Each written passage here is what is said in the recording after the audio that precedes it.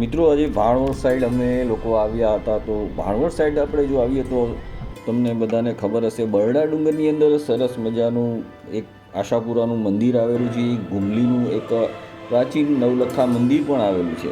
તો ચાલો આપણે અત્યારે ત્યાં પહોંચ્યા છીએ તો જોઈ લઈએ.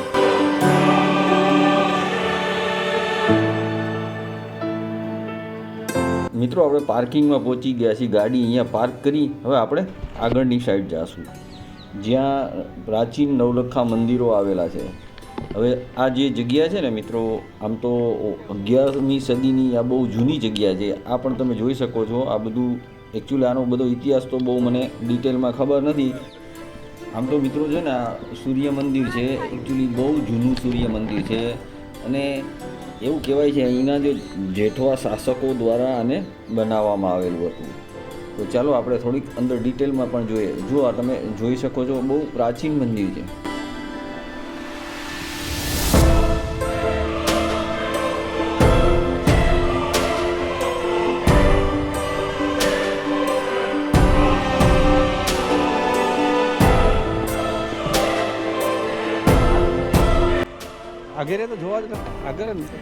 જો મિત્રો અહીંયા છે ને આખું પેલું બોર્ડ બી મારેલું છે, તેની અંદર પૂરો ઇતિહાસ પણ લખેલો છે. જો વ્યવસ્થિત રીતે તમે એને સ્ટડી કરી શકો છો. હા મિત્રો, થોડાક આપણા બેડ લક છે, કેમ કે અત્યારે એનું સમારકામ ચાલે છે, એટલે અંદરની જવા મળશે નહીં. અંદર બી બહુ સરસ છે, સૂર્ય મંદિર છે, એટલે એનું બધું ઘણી બધી રીતે ડિઝાઇન કરેલું છે, બહુ સરસ જોવા જેવું છે. પણ હવે આપણા નસીબ નબળા છે તો અંદર જઈ શકશું નહીં. તો ચાલો હવે આપણે અહીંથી જઈએ સીધા આશાપુરા મંદિરે, જે સામેની સાઈડ જ છે. બીજું આ ગણેશ મંદિર પણ છે, આ ખુલ્લું જ છે, આ તો સામે જ દેખાય છે. પણ હવે એમાં કોઈ જાતનું કંઈ છે જ નહીં. તમે જુઓ, કોઈ જાતનું મેનેજ કરેલું નથી. તો ચાલો હવે આપણે ત્યાં સામે જઈએ, આશાપુરા મંદિરે.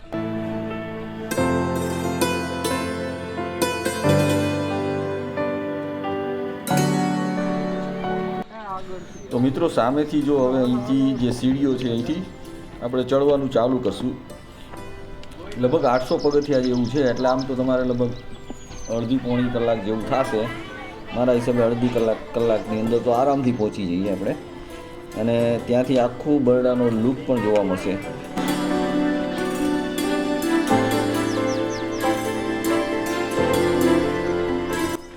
Hello hello hello hello hello.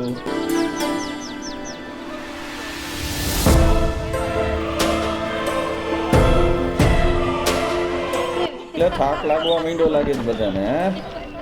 ચાલો ચાલો જલ્દી કરો, જલ્દી ચડી જાઓ બધા ફટાફટ. હો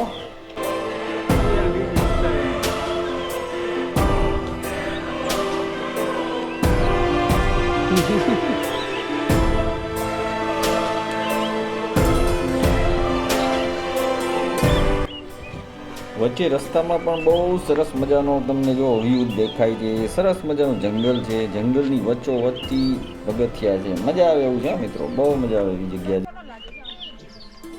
ચાલો ઘુમલી ફરવા ચાલો. બધા થાકી ગયા છે, થોડી વાર આરામ કરશું અને હવે ચડશું ઉપર.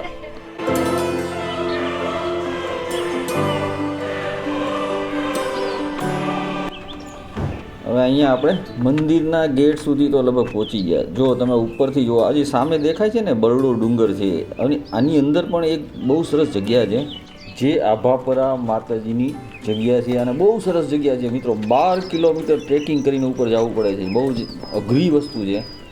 તો ચલો આપણે પહેલાં અહીંયા આશાપુરામાં હવે અંદર જઈ અને દર્શન કરી લઈએ.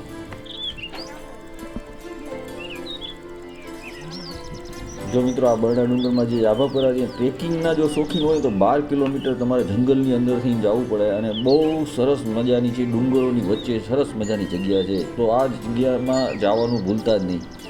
તો ચલો મિત્રો હવે આપણે દર્શન કરીએ માતાજી.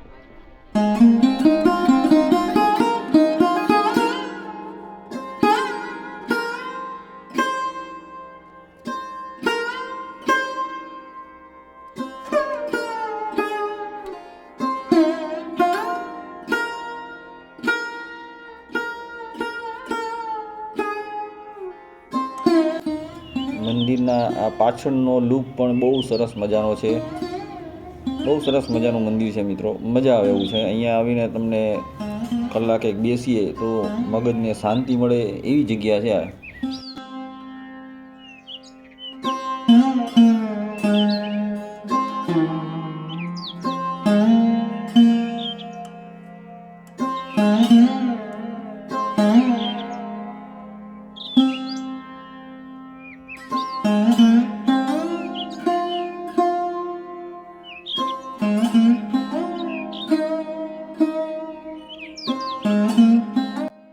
મંદિરથી ઉપરથી તમે છે ને નીચેની સાઈડ બરડા ડુંગરનો આખો વ્યૂ પણ બહુ સરસ મજાનો દેખાય છે. એ પણ બહુ મજા આવે એવી જગ્યા છે જોવાની.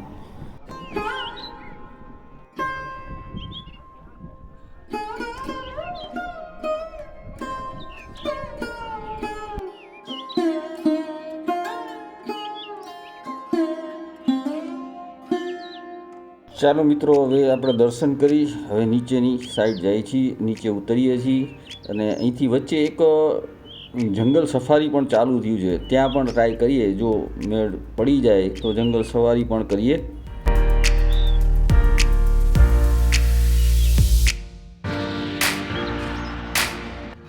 જો મિત્રો, આ જંગલ સફારી છે જે એના ગેટ ઉપર આપણે આવી ગયા છીએ. હવે અંદર જરાક જઈ અને જોઈએ.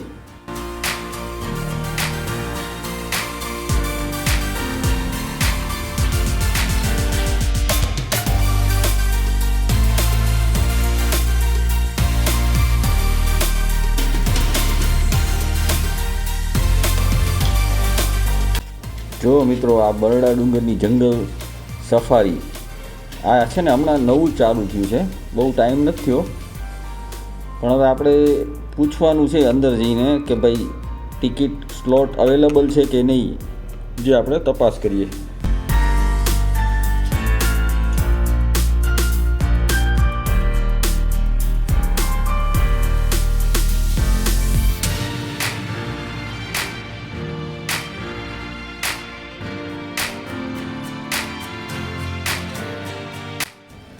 આ જો આપણે સામે ટિકિટ બારી છે, ત્યાં આપણે તપાસ કરાવડાવી પણ અત્યારે કોઈ સ્લોટ અવેલેબલ છે નહીં. સવારે મળે એમ છે પણ હવે આપણે રોકાવાય એવું છે નહીં, તો હવે આપણે અહીંથી નીકળી જઈશું. તો ગમે ત્યારે મિત્રો અહીંયા આવો ને તો જંગલ સફારી તમારે કરવી હોય તો એડવાન્સમાં પહેલાં જાણી લેજો, એની સાઇટ ઉપરથી કે ગમે ત્યાંથી પહેલાં બુકિંગ કરાવીને પછી જ આવજો મિત્રો.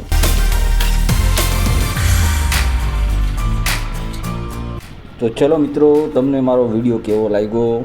મારી પાસે થોડીક માહિતી હતી, મેં તમને તમારી સાથે શેર કરી. જો વિડીયો સારો લાગે સબસ્ક્રાઈબ કરજો, લાઈક કરજો, અથવા કોઈ પણ જાતનો સુઝાવ હોય તો જરૂર મને કોમેન્ટ કરજો. ધન્યવાદ મિત્રો.